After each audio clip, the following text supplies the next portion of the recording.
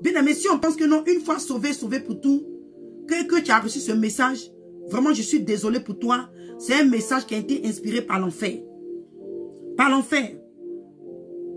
Alléluia.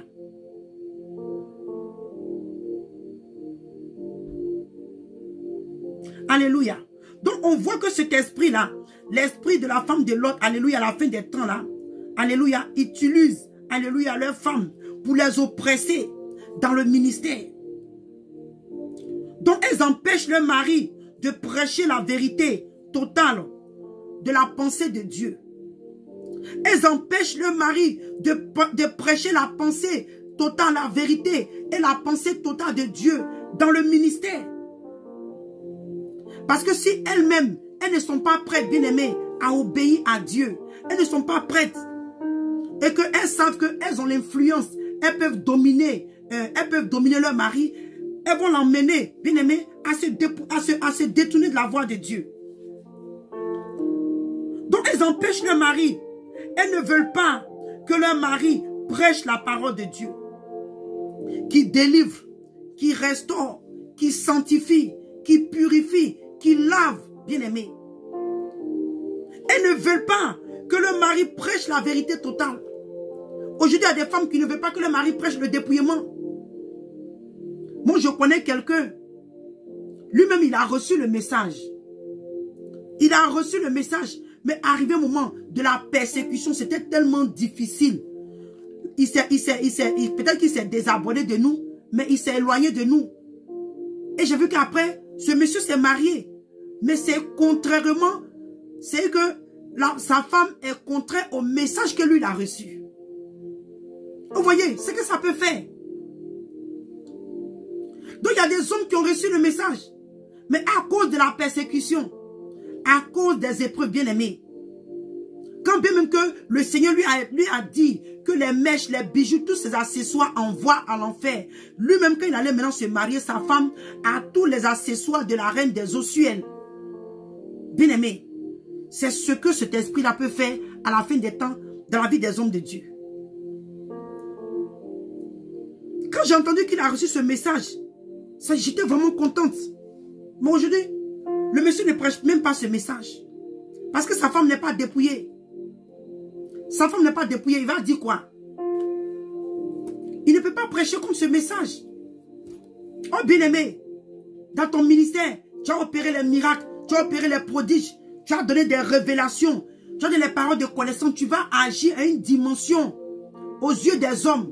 Tu vas faire tout ce que tu es en train de faire. Mais si tu n'as pas prêché le dépouillement, tu as roulé une voiture avec 2 roues, 3 roues. Oh, tu as forcément besoin de 4 pneus. Mais tu as roulé ta voiture avec 3 pneus. Et bien aimé, ce n'est pas sûr que tu vas arriver à la destination. Ce n'est pas sûr que tu vas arriver à la destination. Parce que le Seigneur aurait dit à ces hommes-là, ils ont dit, Seigneur, nous avons opéré des miracles en ton nom. Nous avons chassé des démons en ton nom. Nous avons opéré des miracles, des prodiges. Le Seigneur dit oui. Mais il dit, ah, malgré tout ce que vous avez fait aujourd'hui là, moi je ne vous connais pas. Et en rien de moi, ouvriers d'iniquité. Le Seigneur les a appelés des ouvriers d'iniquité. Parce qu'ils connaissaient le message. Ils connaissaient la volonté totale de Dieu. Ils connaissaient la parole totale de Dieu. Mais ils ont décidé de se laisser influencer par leurs femmes. Ils ont décidé de se laisser influencer par leurs épouses, qui étaient conduits par l'esprit de la femme de Lot et par l'esprit de la femme de Job. Ils ont accepté de se laisser conduire par un esprit étranger, quand bien même qu'ils avaient la connaissance de la parole véritable de Dieu. Donc bien aimé, si tu penses que tu as un ministère qui impacte d'après toi la vie physique des hommes, mais et leur vie spirituelle, et leur salut, et le repos de leurs âmes, et le repos de leurs âmes. Parce que c'est ce qui est important pour Dieu. Le repos de leurs âmes. Le repos de leurs âmes. Tu as fini de conduire toute une multitude. Tu as peut-être 10 000 membres. Tout le monde s'habille comme ils veulent. C'est une église de classe. Une église de la nouvelle génération. D'après certaines personnes, Jésus n'est pas Gaou. Donc comme Jésus n'est pas Gaou,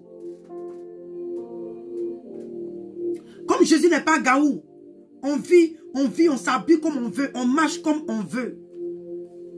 Mais à la fin des temps, n'oubliez pas, ne soyez pas choqués, ne soyez pas déçus quand vous allez entendre arrière de moi ouvrier d'iniquité. Parce que bien aimé, je répète encore, toi qui veux vivre pieusement pour le Seigneur, tu seras ennemi du monde. Tu seras ennemi du monde. Tu es un ministère, tout le monde t'applaudit, tout le monde t'apprécie, tout le monde te suit, tout le monde te lance des éloges, tout le monde t'aime, bien aimé. Il y a un problème quelque part. Tu es un ministère où tu n'es pas éprouvé. Rien, tout va comme sur des roulettes. Tu as un problème quelque part. Il y a un problème quelque part. Donc ces femmes-là, elles empêchent le mari de prêcher la parole véritable qui délivre. Et elles-mêmes, elles ne sont pas libres du péché et du monde et de la vanité. Et ceux-là même qui les suivent aussi ne sont pas libres du péché, ne sont pas libres du monde, ne sont pas libres de la vanité. Et ils sont ensemble. Ils sont ensemble dans ce ministère-là.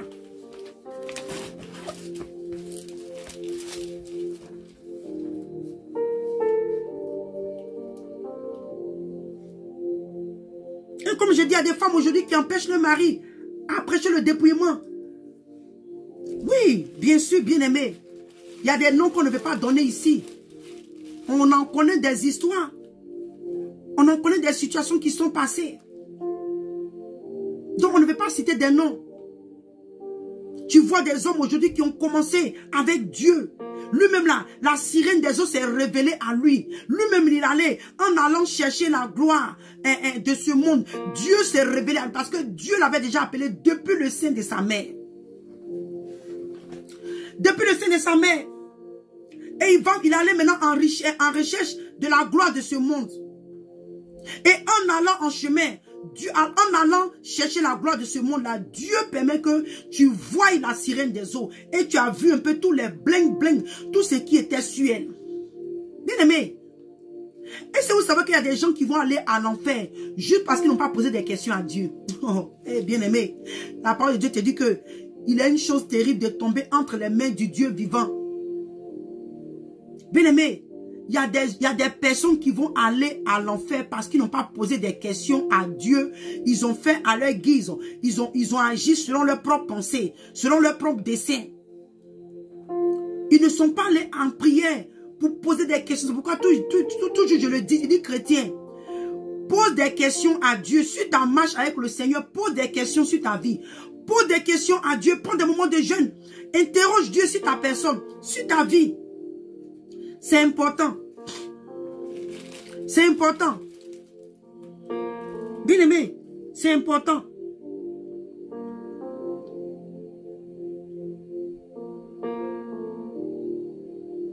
Et on a vu, il y a beaucoup de femmes, comme la femme de Lot, elles sont encore attachées à l'Égypte. Elles sont encore attachées aux choses de l'Égypte. Elles sont encore attachées à l'amour de l'Égypte. Bien-aimé, qu'est-ce qu'il y a en Égypte? Quand tu vis en Égypte, bien-aimé, il y a la viande. Comme les enfants d'Israël pouvaient dire, quand ils étaient en Égypte, ils mangeaient ça, ils mangeaient ça, ils mangeaient ça. Maintenant qu'ils sont arrivés dans le désert, ils sont en train de mourir de faim. D'après eux. C'est qu'ils ont commencé à apprécier la souffrance qu'ils étaient en train de vivre en Égypte. Et c'est comme ça qu'aujourd'hui, nous apprécions, quand nous voyons les interdits de la parole de Dieu, nous voyons les interdits que le Seigneur nous donne, on dit, ah, je crois que l'Égypte est mieux. Or, pourtant, en Égypte, il y a la souffrance, il y a la captivité, il y a l'esclavage, il y a la prostitution, il y a les abus, il y a le monde des ténèbres te tient en captivité. Le monde des ténèbres fait de toi sa proie. Le monde des ténèbres fait de toi son terrain, fait de toi sa propriété. Le monde des ténèbres fait de toi son temple. Le monde des ténèbres fait de toi ce qu'il veut. Quand tu es en Égypte, alléluia, bien-aimé, tu n'es plus sous le contrôle de Dieu, tu es sous le contrôle d'un esprit étranger. Mais quand le cœur n'est pas totalement circoncis, on commence à regretter. On commence à regretter. On commence à regretter la vanité. On commence à regretter les choses qu'on avait autrefois vomi. Et on retourne encore sur ces choses pour les remanger. Parce que c'est ce que les enfants d'Israël étaient en train de faire. Les choses qu'ils avaient vomi, ils ont continué maintenant à regretter ça. Ils voulaient maintenant ce qu'ils étaient en train de manger en Égypte. Or pourtant, ce sont eux qui étaient en train de pleurer. Bien-aimés, que le Seigneur nous aide. Que le Seigneur nous aide. Donc, bien-aimé, tu ne peux pas être. Tu ne peux pas vouloir vivre pieusement sans être persécuté. Tu ne peux pas être un ami de Dieu. Tu ne peux pas être un vrai serviteur ou une vraie servante de Dieu. Alléluia. Et être ami du monde. Non, c'est pas possible. La parole de Dieu nous dit quoi? Que tu vas aimer, alléluia, un autre. Et tu vas régner un autre. On ne peut pas servir un Dieu et maman à la fois. Mais beaucoup de ces femmes-là, elles veulent avoir la beauté jézabélique. Elles veulent avoir la beauté que le monde propose. Elles veulent avoir la beauté qui est vaine. Alléluia. Elles veulent avoir la grâce d'après qui est trompeuse. Mais elles ne veulent pas avoir, alléluia, l'esprit, alléluia, alléluia, le dépouillement, alléluia, selon Dieu, qui emmène la femme à avoir un esprit doux et paisible. Mais elles veulent plutôt être comme, c'est-à-dire que avoir le bling bling, être amie de ce monde. Elle est servante de Dieu, mais en même temps, elle est à 100% avec le monde. Oh, ici, le livre de 1 Jean nous dit. Le livre de 1 Jean nous dit.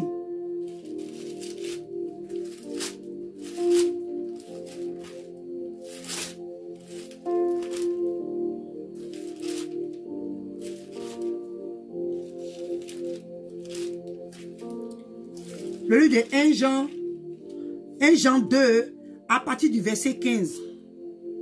Il dit, n'aimez point le monde, ni les choses qui sont dans le monde. Si quelqu'un aime le monde, l'amour du Père n'est point en lui. Car tout ce qui, car tout ce qui est dans le monde, la convoitise de la chair, la convoitise des yeux, de l'orgueil, de la vie, ne vient point du Père, mais vient du monde. Bien-aimés, la Bible nous dit ici que n'aimez point le monde à cause de l'amour que la femme de Lot a eu pour Sodome et Gomorrhe. C'est un copine avec qui elle était en train de calomnier. C'est un copine avec qui elles avaient une vie une vie bizarre. Bien-aimé, je suis en train de paraphraser pour te faire comprendre. L'amour du monde, la vanité, ni les choses qui sont dans le monde. Son cœur était tellement attaché aux choses de ce monde. La Bible dit quoi? Que l'amour du Père n'est pas en toi. Et c'est parce que l'amour du Père n'était pas en elle que cette femme-là est devenue une statue de sel. Et toi, la servante de Dieu, qui est encore attachée aux choses de ce monde, toi qui pousses ton mari à ne pas prêcher le dépouillement total de la femme, tu es encore attaché à l'amour de ce monde et l'amour de Dieu n'est point en toi. C'est ce que la parole de Dieu dit, pas moi. Si ton cœur est encore attaché aux bijoux, aux mèches, ton cœur, aux genoux, non, ne dites pas que, parce que souvent les gens ont tendance à dire, oh, mais vous là, vous parlez seulement du physique. Nous ne parlons pas seulement du physique ici. Hein. Si aujourd'hui tu es tombé sur moi ou sur ma soeur, la dernière fois que tu as entendu parler du physique, c'est ce jour. Mais si tu nous suis, tu sais que la sanctification là, il est corps, âme et esprit. Et par la grâce de Dieu, nous exhortons, alléluia. Nous prêchons la parole de Dieu ici, qui concerne le corps, l'âme et l'esprit. Donc aujourd'hui, il concerne, nous, ce sujet-là concerne surtout, oui, eux aussi, même pour le cœur. Parce que ce qui était en elle, la Bible nous dit quoi? Que de l'abondance du cœur, la bouche parle. L'abondance qui était dans le cœur de la femme de Lot a défini sa finalité, a défini son éternité. Parce que son cœur est encore rempli de cette vanité. Son cœur est encore rempli de l'amour de ce monde. Son cœur est encore rempli, alléluia, des choses, de la elle avait encore en elle la convoitise de la chair, la convoitise des yeux et l'orgueil de la vie. Elle avait encore ces choses-là en elle. Et beaucoup de ces femmes-là, bien-aimées, beaucoup de ces servants de Dieu-là, leurs cœurs sont encore attachés, elles ont encore la vanité, la convoitise de la chair et des yeux en elles. Elles ont encore l'orgueil de la vie en elles. Elles ont encore l'amour de ce monde. Et la Bible nous dit que ces choses-là ne viennent point du Père, mais viennent du monde. Bien-aimé, quand tu regardes le maquillage, qu'est-ce que le maquillage te fait? Le maquillage, le make-up, c'est un masque. C'est maquiller quelque chose. Cacher l'usage naturel de cette chose. Oh, ton Dieu te dit qu'il est le Dieu de vérité. Il dit, je suis le chemin, la vie et la vérité. Dieu est le Dieu de vérité. Tu prends le make-up, tu caches ton visage. Tu caches tes taches. Tu caches tout ce qui est naturel sur ton visage. Tu es en train de te masquer. L'amour de Dieu n'est pas en toi. Et il dit, et le monde passe. Et sa convoitise aussi. Mais celui qui fait la volonté de Dieu demeure éternellement. Et on a vu que Lot et ses filles ont écouté, ont obéi. Elles n'ont pas regardé en arrière. Elles ont eu la vie sauve, bien aimée. Elles ont échappé à ce jugement qui est tombé sur Sodome et Gomorrhe. Quand bien même que, alléluia, la femme de Lot, elle est même sortie de Sodome et Gomorrhe. Mais bien aimé, arrivée un peu devant, elle a quand même fait naufrage dans sa foi. À cause de l'amour de ce monde. Donc le Seigneur nous dit de ne pas avoir, de ne pas qu'on soit attaché à l'amour de ce monde. Mais beaucoup, à cause de la vanité, à cause de la vanité et à cause de l'amour de ce monde bien-aimé, beaucoup de ces femmes-là, elles sont prêtes à sacrifier les brebis, alléluia, sur lesquelles le Seigneur les a établis comme bergers. Comme bergers. Elles sont prêtes à encourager leur mari. Elles sont prêtes à influencer leur mari. Elles sont prêtes à pousser leur mari à sacrifier ces âmes-là. D'autres sont sacrifiés physiquement, spirituellement. D'autres sont sacrifiés dans le sens où, même si ils ne font pas des libations de sang, mais le fait que la vérité n'est pas prêchée dans la vie de ces personnes, vous sacrifiez leur salut. Parce qu'ils meurent dans ces états-là, ils vont finir à l'enfer. Ils vont finir à l'enfer. Bien aimé, ils vont finir à l'enfer. Ils vont finir à l'enfer. Et comme je l'ai dit là, beaucoup d'entre elles, à cause de l'amour du monde qui est en elles, à cause de la vanité des choses, le luxe, le plaisir, la gloire de ce monde, la vanité, la beauté de ce monde, les choses qui sont dans ce monde-là, elles sont prêtes à encourager leur mari à sacrifier les âmes sur lesquelles leur ministère a été établi. Et on voit ici pour finir, il y a des femmes aussi, alléluia, qui par la frustration,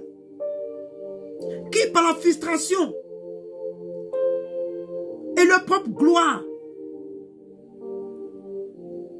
elles ne se soucient même pas comment va finir le ministère de leur mari. Aujourd'hui, tu encourages ton mari à vivre contre la volonté de Dieu, à marcher contre la volonté de Dieu, à désobéir. Tu encourages ton mari Donc, à cause de toi, aujourd'hui, les femmes ne peuvent pas se dépouiller. À cause de toi, ton mari ne peut pas prêcher contre il ne peut pas prêcher le dépouillement. À cause de toi, aujourd'hui, ton mari ne peut pas encourager les femmes à se dépouiller corps, âme et esprit. Non. À cause de toi, à cause de ta... Donc, tu ne te soucies même pas comment est-ce que ce ministère va finir. Comment est-ce que ton âme va finir. Tu ne te soucies pas de ça. Tu ne te soucies pas de ça. Ou même comment ton mari va finir. Elle ne se soucie pas de ça. Mais elle pousse ou encourage le mari à même maudire Dieu comme la femme de Job. Bien aimé, ton mari, il ne va pas s'élever physiquement pour dire, oh, je maudis Dieu aujourd'hui. Quand la femme de Job était en train de dire à Job, ce n'est pas forcément qu'il allait dire, oh, Dieu, je fais ça, non. Mais les murmures et que les accusations, les choses que Job devait dire, allaient être comme maudit Dieu et mourir. Donc si aujourd'hui, elle ne dit pas à leur mari, oh, va maudire Dieu physiquement. Parce que moi, je ne vais pas vivre dans cette galère. Je ne vais pas vivre dans cette souffrance. Non. En tout cas, fais ce que tu as fait. Va et puis, elles encouragent le mari à faire, comment on appelle ça? À tisser des alliances, à faire des choses bizarres, des parties bizarres. Parce qu'elles ne veulent pas vivre dans la souffrance. Elles ne veulent pas être éprouvées. Elle ne veut pas être éprouvée, donc elle pousse leur mari comme la femme de l'autre. La femme de Job avait poussé son mari. Mais, bien aimé, Job n'a pas succombé. Job n'a pas succombé. Job n'a pas succombé. Comme la femme de Job qui poussait son mari. Mais Job, craignant Dieu, malgré tout ce qu'il a perdu, malgré toutes ces persécutions, malgré toutes ces difficultés que Job a vécues, bien aimé, va lire dans le livre de Job, à partir du verset 1, jusqu'à ce que tu vas voir la vie de Job, qu'est-ce que la souffrance, les plaies qui ont frappé Job. Mais Job n'a pas renié Dieu. Job n'a pas renié Dieu. Bien-aimé, malgré tout ce que sa femme a dit, malgré tout ce que Job a perdu, malgré la souffrance, la douleur, il n'a pas renié Dieu. Il n'a pas maudit Dieu. C'est comme ça que beaucoup de femmes, elles veulent faire pécher leur mari. Elles veulent faire pécher leur mari. Et comme j'ai dit, elle ne va pas te dire ouvertement, ouvre ta bouche et maudit Dieu. Mais elle va t'encourager dans les pratiques. Comme cette femme qui a emmené son mari dans les pratiques. Et elle a encouragé son mari à ne pas prêcher le dépouillement dans l'église. Cette femme qui était une agent du diable allait adorer la reine des eaux pour que le ministère produise, pour que le ministère soit élevé. Bien aimé. Mais Job n'a pas fait ça. Job n'a pas fait ça. On va lire dans le livre. Dans le livre de Job.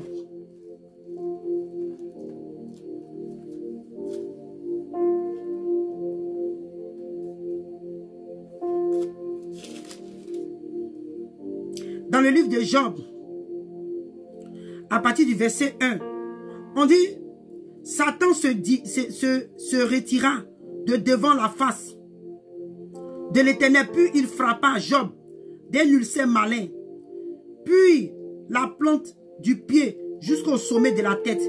Et Job prit un tisson pour se gratter et assis sur la cendre. Sa femme lui dit, tu demeures ferme dans ton intégrité, maudit Dieu et meurs. Bien-aimé, parce que Job était intègre, Job était ferme malgré tout ce qui arrivait. Mais sa femme, pour ne plus vivre toutes ces choses-là. Bien-aimé, il y a des femmes, leur mari dans le ministère au début c'est dur. Comme je dis pour la femme, je me répète encore. Elles sont prêtes à pousser leur mari à aller tisser des alliances avec des esprits, avec même la reine des eaux, avec, parce que, pourquoi? À cause de la gloire. Elle ne veut plus vivre de la souffrance. Oh, toi, la femme vertueuse, toi que la femme, Dieu t'a mis auprès de ton mari, tu devais être une aide. Tu devais l'aider dans son ministère. Tu devais être la femme qui donne, qui encourage, bien aimer son mari, qui donne des bons conseils à son homme. Tu devais être une femme qui exhorte son mari quand il est dans les temps de faiblesse. Quand ton mari est découragé, quand ton mari est affaibli, il traverse les épreuves. C'est toi la femme, la capacité, les choses, alléluia, que Dieu a déposées en toi. Tu devais être une femme pour une aide pour remonter ton mari, pour l'encourager, pour le fortifier. Bien-aimé, tu sais ce que Dieu a déposé en toi pour ramener ton mari, bien-aimé. Mais beaucoup, elles veulent seulement à cause de la gloire, pour ne plus souffrir. Pour ne plus souffrir. Elles sont prêtes à encourager leur mari, alléluia, à régner Dieu, à maudire Dieu, à aller tisser des alliances avec des marabouts, des féticheurs, sacrifier des nouveau-nés, sacrifier des femmes enceintes, sacrifier, dédier même l'église aux idoles, juste pour qu'on sache qu'elle est la première dame, elle est la maman pasteur, elle est la maman prophétesse, pour qu'on sache que c'est elle pour la gloire, pour qu'elle soit vue par les hommes, pour qu'elle soit vue par le monde. Ressaisissons-nous. On va prendre quelques passages et puis on a fini. Alléluia.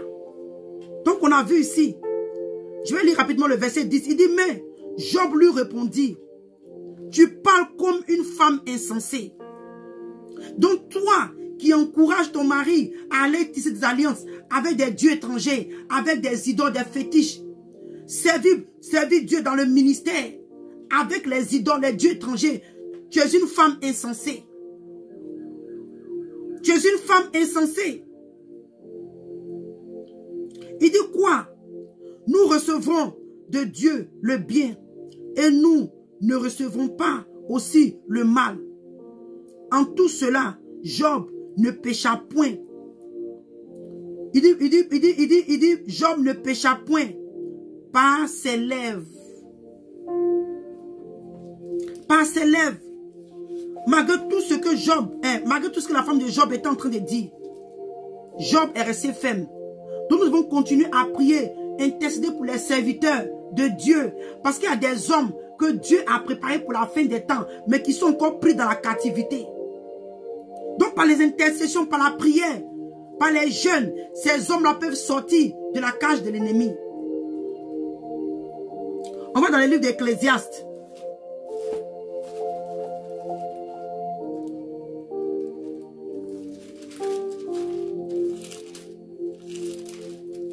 On a bientôt fini.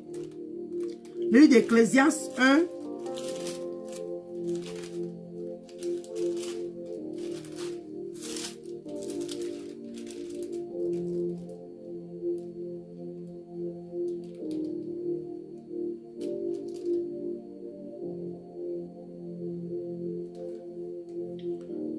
Attends, je vois.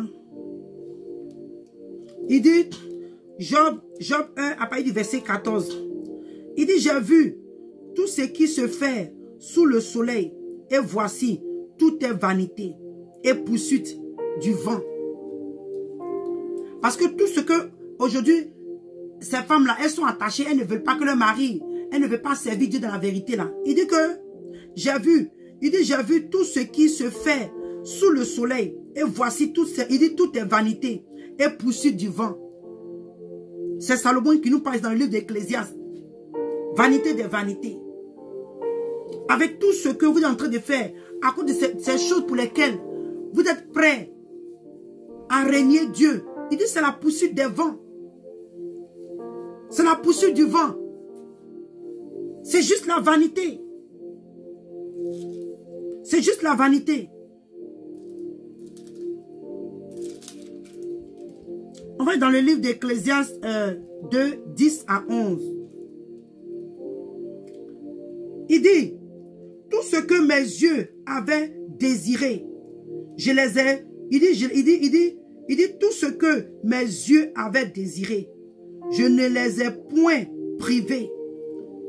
Je n'ai refusé à mon cœur aucune joie, car mon cœur prenait plaisir à tout mon travail. Et c'est la part qui m'est revenue. Il dit, puis j'ai considéré tout, il dit, tous les ouvrages que mes mains avaient faits et la peine que j'avais prise à les exécuter. Et voici, tout est vanité et poursuite du vent.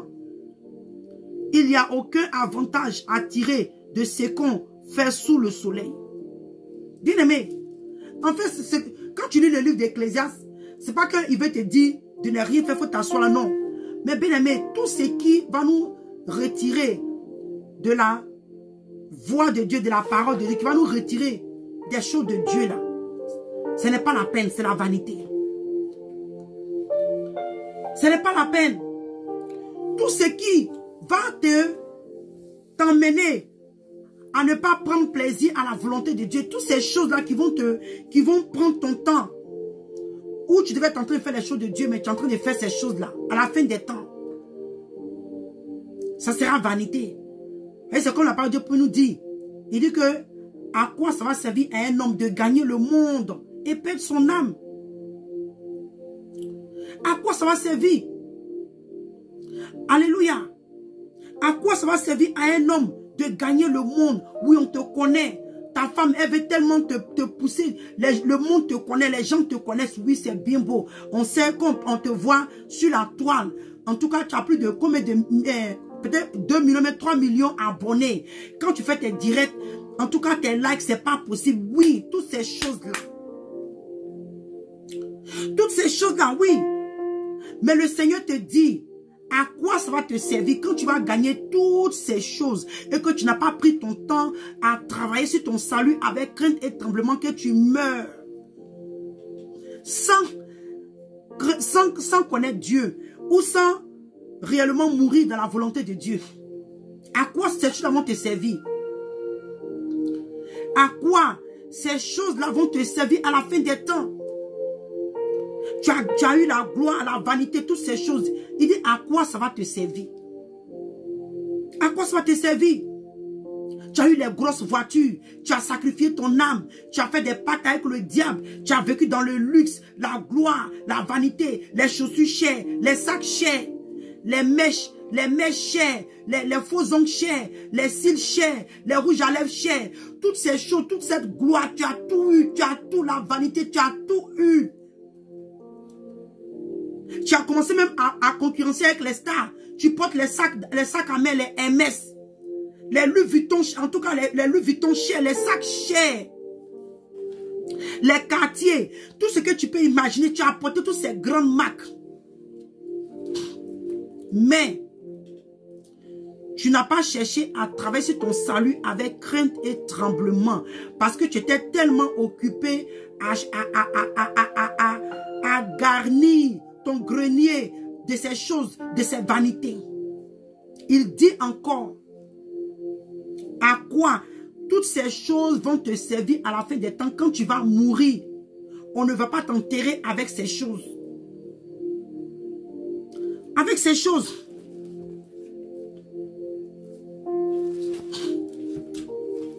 Avec ces choses. On va lire ce dernier, je vais arrêter, on va lire ce dernier passage et nous allons finir.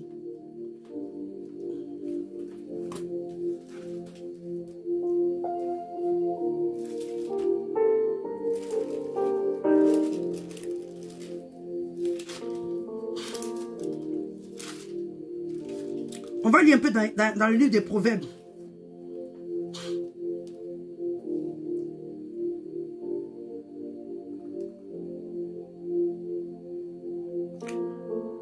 La parole de Dieu nous dit quelque part que la femme sage, là, c'est elle qui bâtit sa maison. La femme qui est sage. La femme qui sait comment encourager son mari. La femme qui sait comment approcher son mari. Même quand le ministère, il y a des difficultés, le ministère, il y a des choses, elle sait comment parler à son mari pour ne pas que son mari dévie.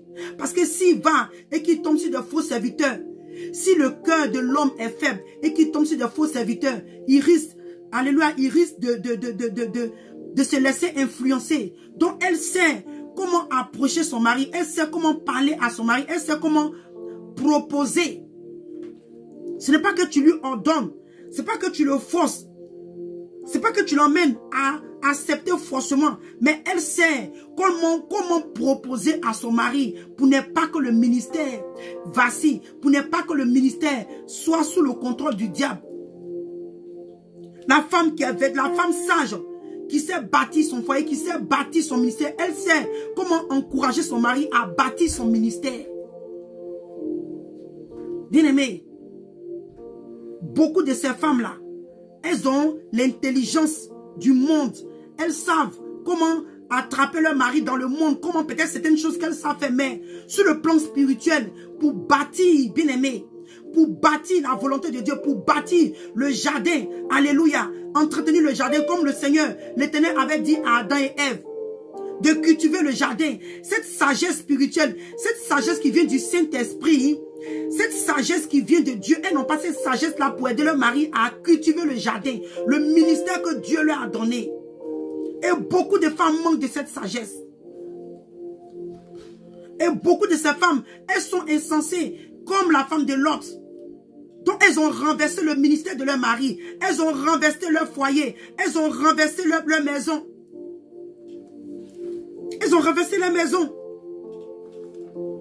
Ici, dans le livre des Proverbes 31 nous dit, à partir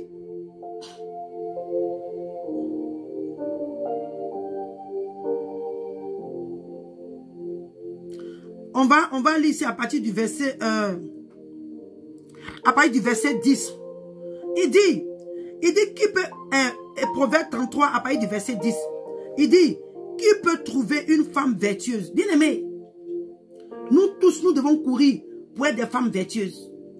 Nous tous devons chercher Dieu, nous devons demander à Dieu. Nous devons demander à Dieu de nous rendre des femmes vertueuses. Parce que la femme vertueuse, elle sait comment prendre son mari, elle sait comment prendre ses enfants, elle sait comment prendre sa maison, même dans le ministère que Dieu l'a mise auprès de son mari comme une aide. Elle sait comment prendre, comment encourager son mari, comment supporter son mari. C'est une femme qui n'est pas paresseuse. Elle n'est pas morte spirituellement. C'est une femme qui est éveillée sur le plan physique et spirituel. C'est une femme qui sait comment mettre les mots. Bien aimé, et beaucoup d'entre nous, nous étions loin d'être ces femmes-là. Parce que nous avons bâti notre sagesse, notre femme vertueuse là sur le monde, sur les critères du monde. Nous sommes appelés des femmes vertueuses basées sur les critères du monde, mais et non sur les critères de l'Esprit de Dieu. Et non sur les critères de l'Esprit de Dieu. Donc il nous demande, qui peut trouver une femme vertueuse? Il dit qu'elle a bien plus de la valeur que les perles. Il dit le cœur de son mari a confiance en elle. Parce qu'il sait que s'il y a un problème dans le ministère qui vient vers toi, ma soeur, il sait comment tu vas, il sait que tu es une femme vertueuse, tu es une femme selon Dieu. Dieu t'a mise auprès de lui. Il sait que quand il va venir vers toi, tu vas donner des conseils pour le maintenir dans la volonté de Dieu. Il sait que tu as donné les conseils, les idées. Tu vas l'encourager à rester dans les voies de Dieu. Parce que son cœur, la Bible dit que son cœur, il dit le cœur de son mari a confiance en elle. Il sait que si je vais vers ma femme pour lui demander les conseils, elle ne va pas m'amener à dévier. Elle ne va pas m'amener à pécher contre Dieu. Mais beaucoup de ces femmes-là, aujourd'hui, leurs hommes ont été déviés par elles. Parce qu'ils n'ont pas joué le rôle de la femme vertueuse dans le ministère. Et il dit que les produits ne lui feront pas défaut.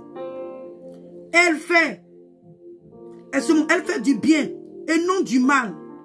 Bien aimé, au lieu d'être conduit par l'esprit de la femme de l'autre dans la vie de ton mari, dans le ministère de ton mari, sois rempli, sois encouragé, sois, si je peux dire, guidé par le Saint-Esprit, alléluia, qui met en nous des femmes, qui fait nous des femmes vertueuses, qui fait nous des femmes qui ont la qualité, le raisonnement du Saint-Esprit, qui fait de nous des femmes qui craignent Dieu. Nous voulons d'abord plaire Dieu. Nous voulons, bien aimé, faire la volonté de Dieu. C'est cet esprit-là, duquel nous devons être remplis. Nous devons être remplis. Quand si nous voyons que si nos maris dévient dans le ministère, les âmes vont se perdre. Il y aura la destruction, la mort spirituelle et physique. Donc nous ne voulons pas ce mal. Nous faisons plutôt du bien et non du mal tous les jours de notre vie.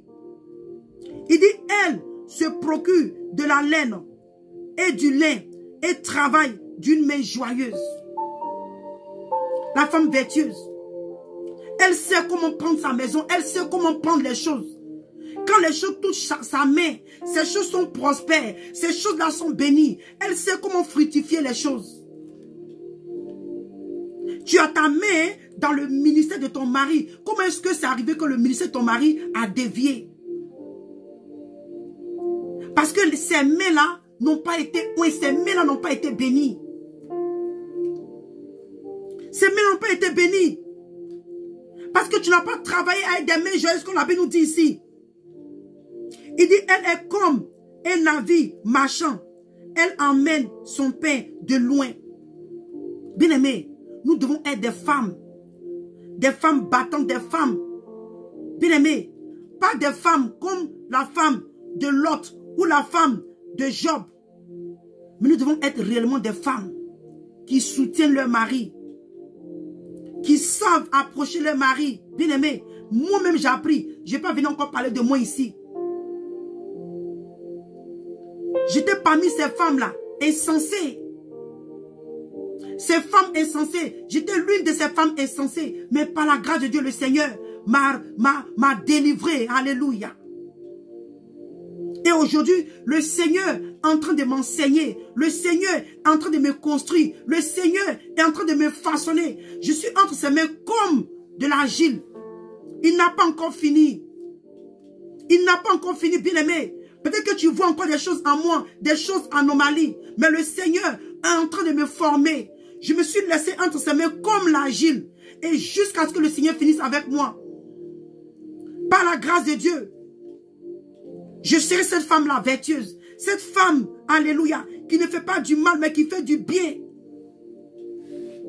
Alléluia. Il dit, elle se lève lorsque tout est... Il dit, elle se lève lorsqu'il est encore nuit. Elle donne de la nourriture à sa maison. Et elle attache à ses servantes. Elle pense un champ et elle dit que elle pense à un champ et elle l'acquiert. Du fruit de son travail, elle plante une vigne. Elle saigne de faux ses reins et elle affermit ses bras. Elle sait, alléluia, il dit elle sent que ce qu'elle gagne est bon. Sa lampe ne s'éteint point pendant la nuit. C'est une femme de feu. C'est une femme de prière. C'est une femme qui intercède pour son mari. C'est une femme qui supporte son mari, qui intercède pour le ministère de son mari. Sa lampe est toujours allumée. C'est une femme de prière. Elle sait comment faire sortir les paroles de sagesse, les paroles d'encouragement pour encourager son mari. C'est ça la femme vertueuse. Elle sait comment placer les mots bien-aimés. Nous devons réellement apprendre. Quand nous lisons la Bible, ne nous limitons pas seulement à lire littéralement, mais demandons à Dieu de nous instruire, de nous enseigner. De nous enseigner. Bien-aimés, nous devons être des femmes dont les lampes ne s'éteignent point, mais des lampes, des flammes de feu qui sont allumées dans la maison de nos maris, des femmes qui se tiennent à la brèche, des femmes qui élèvent un mur pour soutenir le ministère de nos maris. Alléluia. Il dit elle met la main à la queue, il dit à la quenouille. Il dit, et ses doigts tiennent le fuseau. Elle tend la main au malheureux. Elle tend la main à l'indiligent. Nous devons apprendre à faire du bien. Nous devons apprendre à faire du bien. Quand il y a des gens qui sont dans le besoin, qui viennent vers toi, au lieu d'emmener ton mari à les refouler, bien aimé, c'est vrai que ce n'est pas dans tout, il faut aider. Mais apprenons avec le discernement et l'Esprit de Dieu. Et l'Esprit de Dieu. Bien aimé, nous avons un grand rôle à jouer. Toi, la femme mariée, toi, la femme dont le mari a un ministère, a un appel sur sa vie. Si tu as ton fiancé et vous êtes sur le point de rentrer dans le mariage, ce message te concerne. Apprends à être une femme, une aide que Dieu a mis auprès de ton mari. Sois, si je peux dire, les yeux de ton mari, les oreilles, sois alerté, sois attentive, sois une sentinelle. Pour le ministère de ton mari, sois la sentinelle. Alléluia. Il dit, elle ne craint pas la neige pour sa maison, car toute sa maison est vêtue, alléluia, de cramoisi. Il dit, elle se fait de couverture. Elle a des vêtements de fin lin et de pourpre. Bien-aimé, il dit qu'elle se fait des couvertures. C'est la femme qui se couvre, si je peux traduire ça comme ça.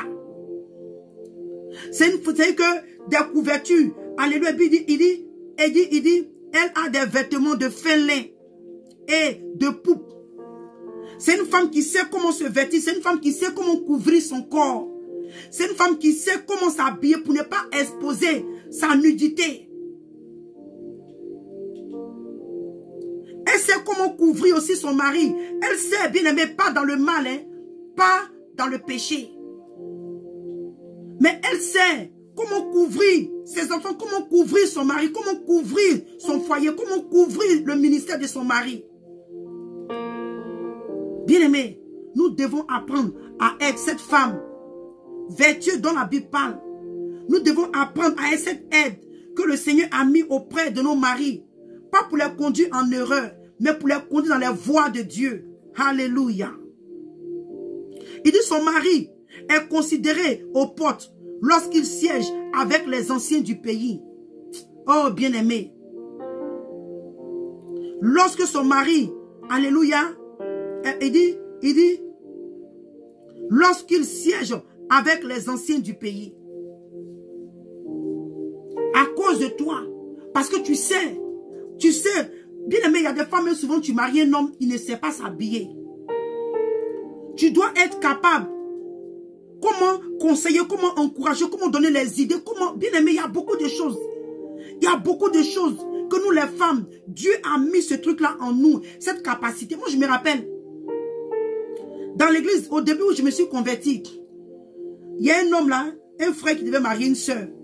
Et c'est un homme, en tout cas, s'il avait marié cette soeur-là, il allait être l'homme le plus heureux. Il était bizarre, mais quand il est tombé sur la soeur, il dit, l'habillement, ils étaient fiancés seulement, hein, l'habillement du monsieur a changé son physique. Le monsieur qui lui a dit qu'il était vilain, elle a commencé à l'entretenir, dit, le monsieur il a commencé à briller. Une femme qui aime son mari, une femme qui est une aide, une femme qui sait couvrir son mari, c'est ce que ça donne. Mais malheureusement, à cause de sa cupidité, il a perdu cette dernière.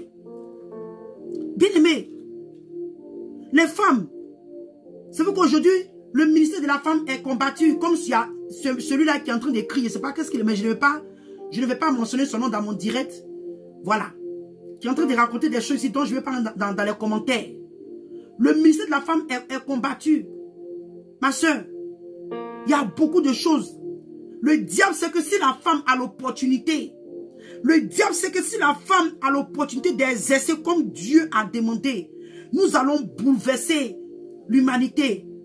Nous allons aider nos maris à bouleverser le monde des ténèbres, à arracher les âmes de l'enfer. Parce que le diable sait ce que Dieu a déposé dans la femme. Quand Dieu a endormi Adam et qu'il a pris la côte pour former Ève, le diable sait ce qui s'est passé. Mais malheureusement, des hommes et des femmes se mettent ensemble pour combattre la femme, pour déstabiliser la femme, pour déstabiliser le ministère de la femme, pour démoraliser la femme. Mais je bénis le Seigneur, car ce n'est pas un homme qui m'a appelé, ce n'est pas une femme qui m'a amené sur la toile ici. Je bénis le Seigneur de ce que mon appel ne vient pas de la chair, de ce que mon appel ne vient pas des pensées des humains. C'est l'Éternel des armées qui m'a appelé dans ce ministère, dont je parle de sa part avec joie. Ça m'est égal ce que les hommes ou les femmes diront de mon ministère. Parce que je sais qui m'a appelé. Je connais celui-là qui m'a appelé. Je sais ce qu'il m'a dit. Je sais ce qu'il m'a montré. Je sais ce qu'il me dit. Je sais ce que le Seigneur fait pour moi. Alléluia.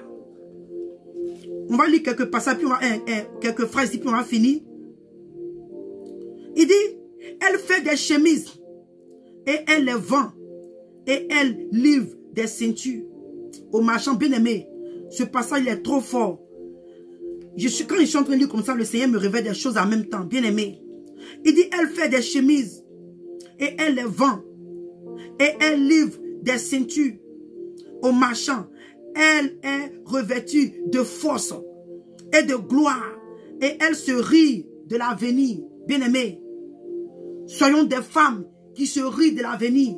Quel que soit ce que l'ennemi va amener sur notre chemin, quel que soit la proposition de l'ennemi, quelles que soient les épreuves, quelle que soit la persécution, oh ma soeur, toi la servante de Dieu, toi qui es tombé sur ce message, toi dont le mari est appelé au ministère, ris-toi de l'avenir. Quel que soit ce que le diable va emmener sur ton chemin, que tu ne sois pas cette carie dans les eaux pour ton mari, mais sois cette femme-là qui rit de l'avenir.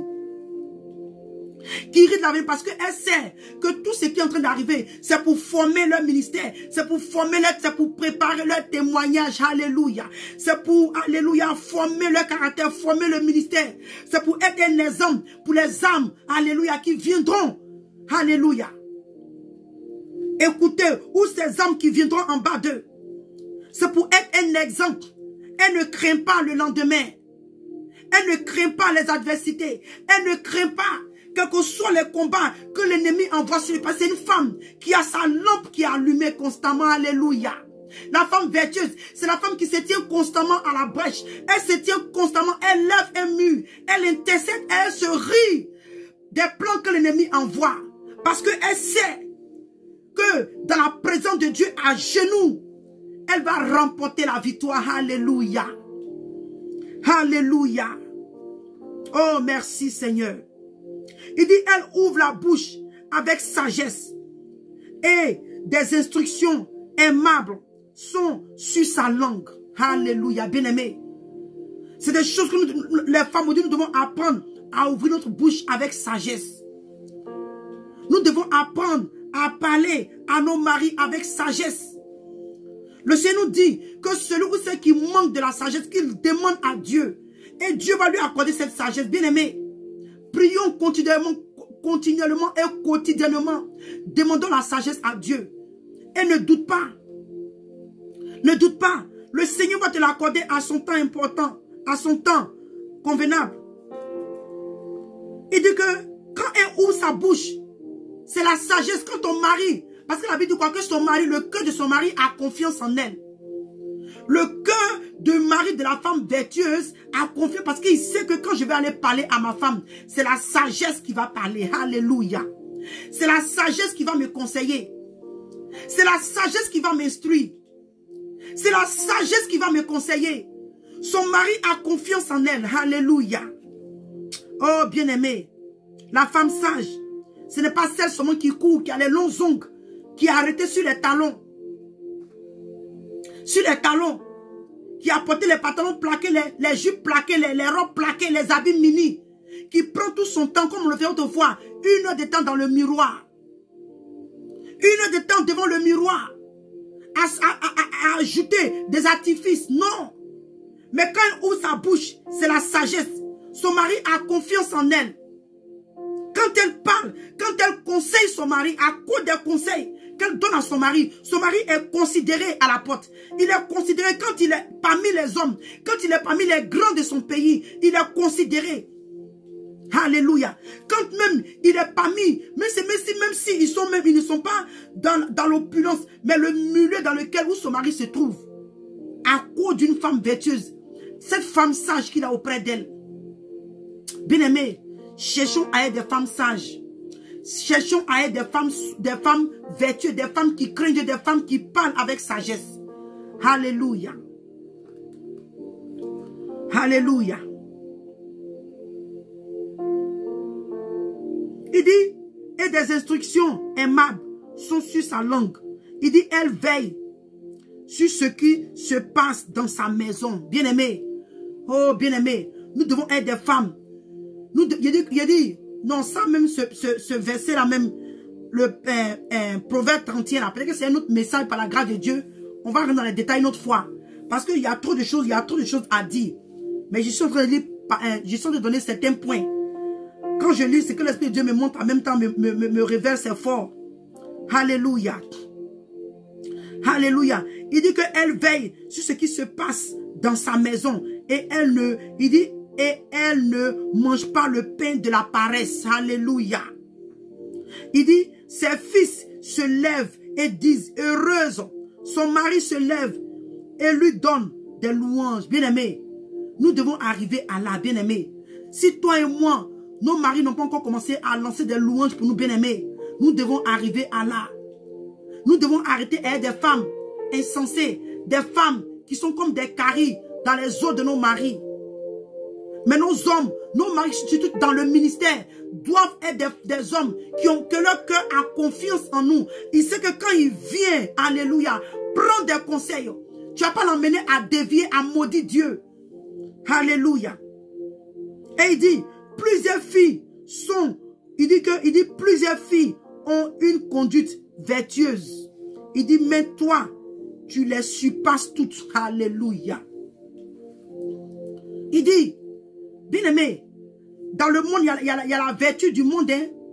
Dans le monde là, oh bien-aimé, non, je pense qu'on doit revenir sur ce passage parce que c'est trop fort. Il y a la sagesse du monde. Hein? Il y a la sagesse du monde. Dans le monde, il y a des femmes qui n'ont pas la connaissance de Dieu.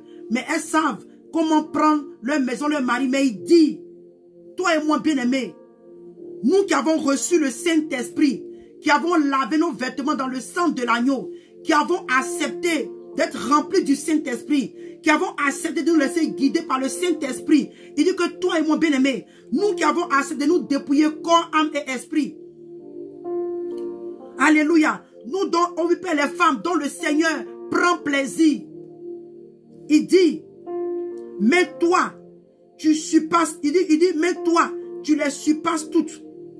Il dit, la grâce est trompeuse et la beauté est vaine. Parce que ces autres femmes-là, qui sont aussi vertueuses de leur manière, la manière du monde, elles s'appuient sur la grâce, elles s'appuient sur leur beauté. Mais le Seigneur te dit ici, il dit ces choses-là sont trompeuses. Il dit mais la femme qui craint l'Éternel est celle qui sera louée. Alléluia. Cette femme-là, alléluia, qui sait comment se prendre. Cette femme-là qui laisse l'Esprit de Dieu la conduire. Cette femme quand elle parle, c'est la sagesse qui parle. Cette femme qui est une aide, alléluia, une joie, un support pour son mari dans le ministère. Qui sait comment encourager son mari à demeurer bien aimé. Si tu es une femme, tu encourages ton mari à faire la volonté de Dieu. Tu seras agréable aux yeux de Dieu. Parce que tout ce que tu veux, c'est que la volonté de Dieu se passe dans ton ministère. Ou dans le ministère de ton mari. Tu es une femme qui a du prix aux yeux de Dieu. Tu es une femme qui est importante, alléluia, aux yeux du Seigneur. Parce que tu veux le bien-être du corps du Christ. Tu es une femme, tu es un prix aux yeux de Dieu. C'est ce que la parole de nous dit ici. Donc bien aimé, nous allons nous séparer. On arrive à la fin de ce direct. Je bénis le Seigneur. Je bénis le Seigneur. Alléluia. Et par la grâce de Dieu, le Seigneur nous permettra un jour. On va prendre comment on appelle ça? Le Proverbe 31. Et sous l'esprit de Dieu et sous l'inspiration du Saint-Esprit, nous allons le décortiquer. Alléluia. Donc bien aimé, nous sommes arrivés à la fin de ce direct. Que le Seigneur te bénisse, toi qui as pris la peine de rester connecté. Le Seigneur nous encourage les femmes à être des femmes vertueuses auprès de nos maris, dans le ministère de nos maris. Les hommes, toi la femme dont ton mari est dans le ministère est appelé à servir Dieu dans la totalité. Sois une femme vertueuse, sois une femme dont le cœur de ton mari a confiance en toi. Mais ne sois pas la femme de l'autre, dont le cœur est plutôt attaché à la vanité. La femme de Job, dont, alléluia, qui est prête à régner Dieu pour la gloire de ce monde. Donc que le Seigneur vous bénisse. Et demain, par la grâce de Dieu, nous serons connectés. Et ça sera un peu plus tôt, quand le Seigneur me permettra, bien aimé. Alléluia, que le Seigneur vous bénisse. Au nom de Jésus-Christ de Nazareth. Père, je bénis encore ton Saint-Nom. Je te dis merci, Seigneur. Merci, Père, pour ce message.